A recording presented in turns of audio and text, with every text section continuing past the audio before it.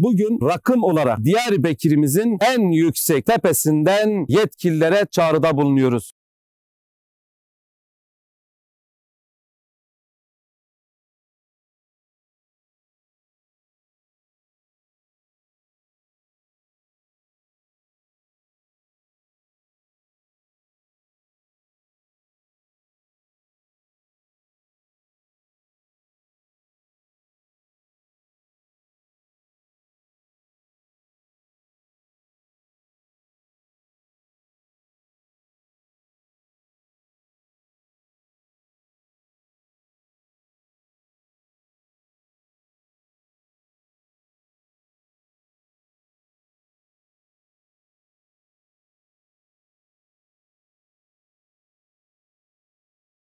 Burası Dalaytepe ve bu gördüğünüz tepede radyo ve televizyon vericilerinin olduğu bir merkez. Yıllardır bu tepe hem yerel hem ulusal kanallara önemli hizmet vermektedir. Ancak son zamanlarda bu alana uyuşturucu bağımlıları ve hırsızların mekanı olmuş durumdadır. Ve bununla birlikte buradaki anten yığınları ciddi bir radyasyon yaymakta ve halk sağlığını tehdit etmektedir. Anten yığınları ciddi bir görüntü kirliliğini de oluşturmaktadır. Hüdapar olarak şöyle bir çözümde bulunuyoruz ve diyoruz ki İstanbul örneği önümüzde duruyor. İstanbul'daki Çamlıca Kulesi'ne benzer bu tepeye diğer kule inşa edebiliriz. Diğer kule vesilesiyle buradaki tüm vericileri bir arada toplamış oluruz. Vericiler bir arada toplayınca buradaki çevredeki görüntü kirliliğinden kurtulmuş olacağız. Diğer kule vesilesiyle Diyarbakır'ımızı, peygamberler ve sahabeler şehrimizi güzel bir şekilde seyir etmiş oluruz. Buradaki hem bir turizm akışı olacak ve hem de Diyarbakır'a bir ekonomik katkı sağlamış olacaktır. Aynı şekilde bununla birlikte çevreyi, halk sağlığını tehdit eden bu radyasyonlardan da kurtulmuş olacağız. Bu vesilesiyle hem radyo